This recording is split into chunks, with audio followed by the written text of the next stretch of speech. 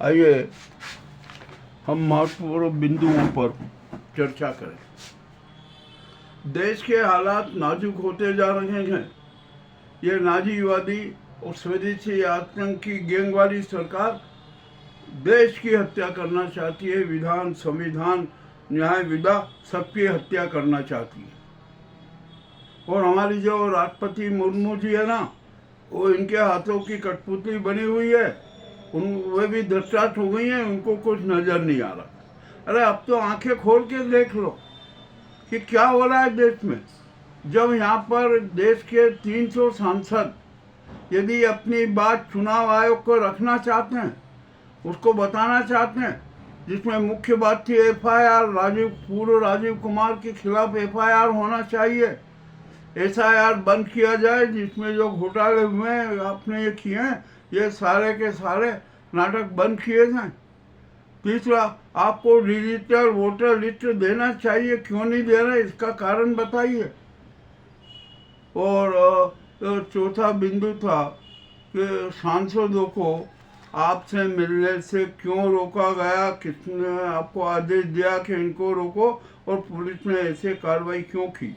ये जनप्रतिनिधियों का खुला अपमान हुआ के, संसद का अपमान हुआ के, इसमें भी कोई दो राय नहीं। अब यहाँ पर ये तो सारी घटनाक्रम हो गया, यानी अब ये नाजीवाद का ये कुकृत, ये चरम कुकृत्य है। यह कुकृत उनके लिए अब कफन बनेगा, इसमें भी कोई दो राय नहीं। अब ये नाजी सरकार नहीं चलेगी, स्वदेशी आतंकवादी सरकार नहीं चलेगी।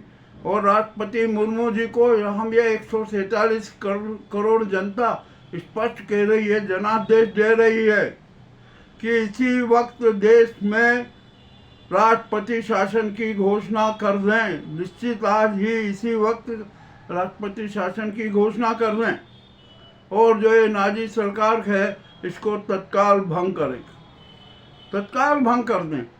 और सेना का जो सीडीएस है उनको देश का केयर टेकर पीएम बनाए, और जो सीजीआई गवाही हैं उनको उनका न्यायिक वैदिक सलाहकार बनाए। ये काम जरूरी में करना। और अब जो नाजी गैंग का जो है ना, बहुत ही सारे नाटक उजागर हुए। और राष्ट्रपति जी ये चुनाव आयोग को भी बर्खास्त कीजिए, भंग कर दीजिए। और जो वर्तमान चुनाव आयोग थे ना, ये तीनों भेड़िए, इनको भी आप सजा दीजिए, इनको पद से हटाइए। ये पद पर बैठने के लायक नहीं है, प्रजातंत्र के हत्यारे, जनमत के हत्यारे हैं, कुकृत्यों के पुतले हैं, इनको भी तत्काल हटाइए। और इतना हटाने का नहीं है, इनकी आप गिरफ्तारी का आदेश दीजिए, इनके खिलाफ सुप्रीम कोर्ट में प्रकरण दायर कीजिए, और वहाँ से इनके प्रकरण में इनको गिरफ्तार करने का आदेश दिया जाए। सिर्फ गिरफ्तार ही नहीं, इनका रिमांड लिया जाए, और रिमांड में 3rd डिग्री का उपयोग किया जाए। इन्हें 20-20 घंटे के लिए हेलीकॉप्टर बना दिया जाए। ये अपने सारे के सारे राज कुकृत सब स्वीकार कर लेंगे। राष्ट्रपति को ये कदम उठाना चाहिए। ये 147 करोड़ जनता की आवाज़ है। ठीक है, यदि आप कदम नहीं उठाती हैं कोई बात नहीं, देश की 90% जनता सड़कों पर उतरेगी, सड़कों पर उतरेगी। और वहाँ पर जितने भी जो राष्ट्रद्रोही हमारे प्रजातंत्र, जनतंत्र, विधान, संविधान, न्याय व्यवस्था, मानवीय मूल्य और सनातन धर्म, न्याय विधा और जो अच्छे सिद्धांत हैं, जो अच्छी बातें हैं, उन सभी के हत्यारे, सूर संस्कृति के हत्यारे हैं, ये सूर संस्कार के हत्यारे इस नाजी गैंग को जनता सजा देगी। आप नहीं दे सकती, मत दीजिए, आप भी को भी सजा मिलेगी, ये भी निश्चित तय है। और जो इन जो घिनौनी हत्यारी गैंग है ना, जो हम सबके शवों पर अपने सत्ता के महल बना रही है, यह सत्य की शव यात्रा निकाल रही है, यह आपको भी समझ लेना चाहिए, आपको भी जान लेना चाहिए। अब देश की जनता 90% जनता इन्हें बख्शेगी नहीं। इनके क्या हाल होंगे इनकी को भी परिकल्पना नहीं है, ये मैं स्पष्ट रूप से कह रहा हूँ।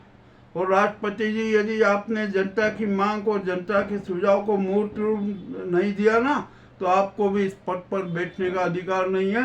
आप भी इसी वक्त त्याग पत्र दे दीजिए। अब अजीब बात है, देश के इतने नाजुक हालातों पर भी आप मौन है, आप धतराते हैं, मुख बधिर है। आपको तो खुल के बोलना चाहिए कि ये क्या हो रहा है देश में।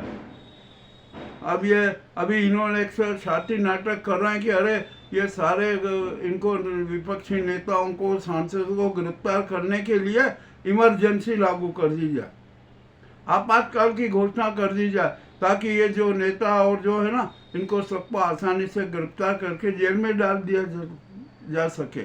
ये भी षड्यंत्र है। अब ये आखिरी स्टेप इनकी यही आएगी। हम आपको अग्रिम सचेत कर रहे हैं कि यदि देश में आपातकाल की घोषणा लाते हैं, उसको लागू करना कहते हैं, आप नकारा कर दीजिए और उसके पूर्व ही आप देश में राष्ट्रपति शासन लागू कर दीजिए। इनके साथी हत्यारे षड्यंत्र नाकाम नहीं होने पाएंगे। ये जनता का सोच है, जनता की बात है, आपके सामने रखना है और आप मौन बैठे हैं। आपको मौन नहीं बैठना है, आपको तो कठोर से कठोर कदम उठाना है।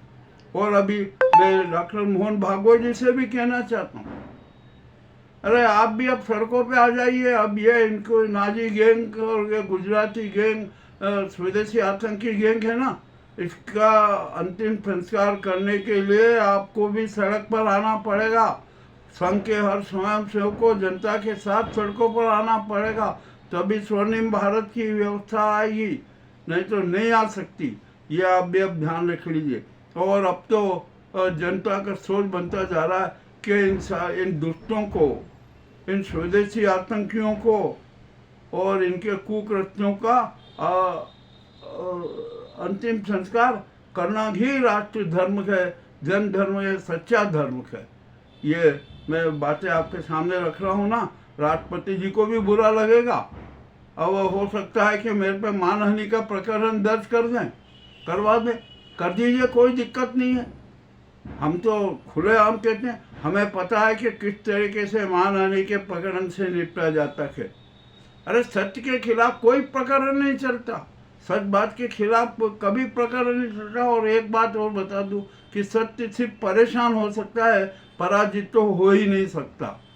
और आप जो आपकी ये चिंटू गैंग है ना, जिनके हाथों की आप कठपुतली बनी हुई है, वो सत्य की और राष्ट्रवाद की शव यात्रा निकालते हैं, जनवाद की शव यात्रा निकालते हैं, देश की शव यात्रा निकालते हैं। उनके भी सपने साकार नहीं होंगे। अब तो हो सकता है कि निकट भविष्य में उनकी ही शव यात्रा निकल जाए। ये कड़वी बात कहने का साहस मुझ में है, मैंने कड़वी बात की है। आपको कैसी लगे आप जरूर हमें बताएं। और मैं कह रहा हूँ 147 करोड़ जनता को महानिद्रा से त्यागना पड़ेगा। अब महानिद्रा का समय नहीं है, वक्त परिवर्तनशील है। आइए हम परिवर्तन करें, भारत को स्वर्णिम भारत बनाए। ये नाजीवादी गैंग को, स्वदेशी आतंकी गैंग का जड़ मूल से सफाया करें। देश की 147 करोड़ जनता को सुखी बनाए, भारत में को स्वर्णिम बनाए, ये हमारा संकल्प है। आपका भी ये संकल्प है, ये जनता का संकल्प है। राष्ट्रपति जी अब आप छोड़ दीजिए, अब आपको तो खुद को कदम उठाना पड़ेगा। उठाइए, उठाइए, कदम उठाइए, कठोर कदम उठाइए। फिर मैं कह रहा हूँ, हमारा यह आज का एपिसोड कड़वे बातों भरा है, आपको कैसा लगे हमें बताएं। फिर मैं आपसे अनुरोध कर रहा हूँ, हमारी आशा नहीं है कि आप हमारे इस चैनल को सब्सक्राइब करें, आप लाइक करें, हमें कोई ज़रूरत नहीं, आप करें ना करें, आपका अधिकार है। हम तो आपसे एक निवेदन कर सकते हैं, एक अनुरोध कर सकते हैं कि आप हमारे संवादों के साथ भावनात्मक रूप से जुड़े रहें, हमें आशीर्वाद देते रहें, वरदान देते रहें। बहुत बहुत धन्यवाद।